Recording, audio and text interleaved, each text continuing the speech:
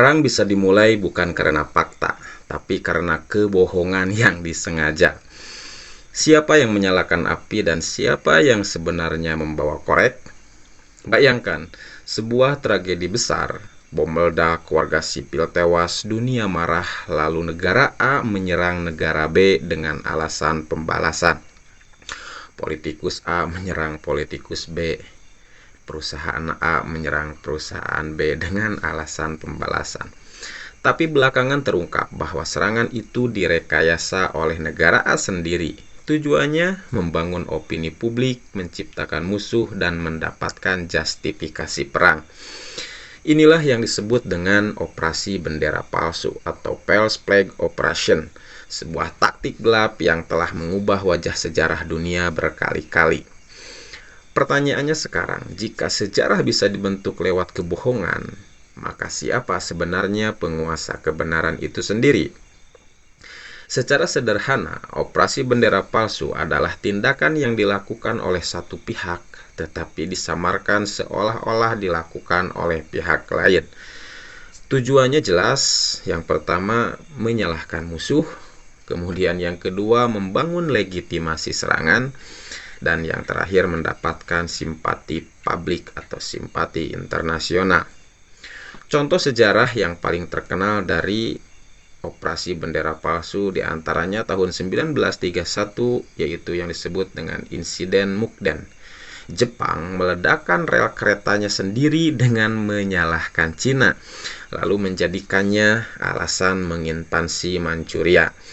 1939, operasi Himmler.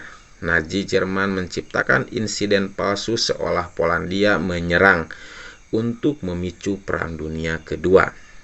Lalu tahun 1964, insiden Teluk Tonkin. Amerika mengklaim kapal mereka diserang oleh Vietnam Utara, menjadi dalih untuk masuk penuh ke Perang Vietnam, meski serangannya tak pernah terbukti. Lalu 2003, senjata pemusnah massal Irak. Meski tidak sepenuhnya false flag, informasi yang dimanipulasi dijadikan alasan menyerbu Irak. Hasilnya kekacauan abadi negara tersebut sampai sekarang.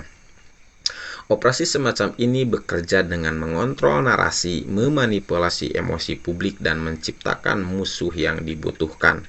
Perang bisa dimulai bukan oleh kebenaran, tapi oleh narasi yang sengaja disusun. Waspadai narasi yang tiba-tiba terlalu sempurna untuk sebuah penyebab peperangan.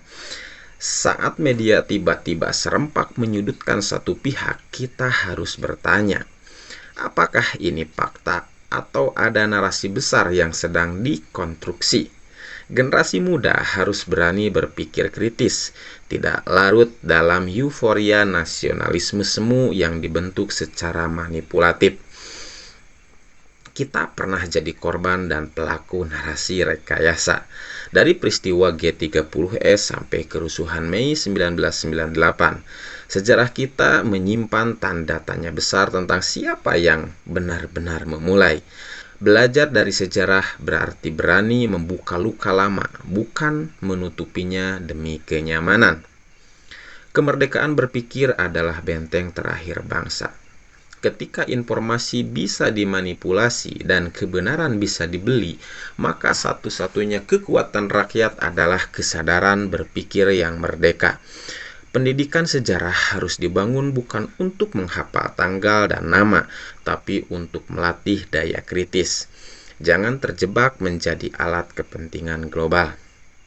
Dalam geopolitik modern, negara berkembang bisa dijadikan pion untuk konflik negara besar.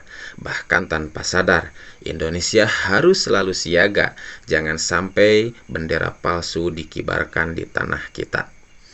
Di era digital, operasi bendera palsu tidak lagi harus berbentuk ledakan atau invasi. Cukup dengan video viral, narasi media, atau bahkan data intelijen anonim. Dunia hari ini sedang penuh asap dan kita harus berhati-hati memilih mana api yang asli dan mana yang sengaja dinyalakan. Jika Anda ingin memulai perang, cukup kendalikan kisah siapa yang menembak lebih dulu. Operasi Bendera Palsu mengajarkan bahwa kekuasaan tak selalu datang dari kekuatan, tapi dari kemampuan mengendalikan cerita. Bagi generasi muda Indonesia, ini lebih dari sekedar pelajaran sejarah. Ini adalah peringatan agar kita tidak mudah diombang-ambingkan narasi. Belajarlah melihat lebih dalam dari headline. Belajarlah mendengar lebih luas dari satu suara. Dan yang paling penting, jangan biarkan bangsa kita dikendalikan oleh cerita yang ditulis orang lain.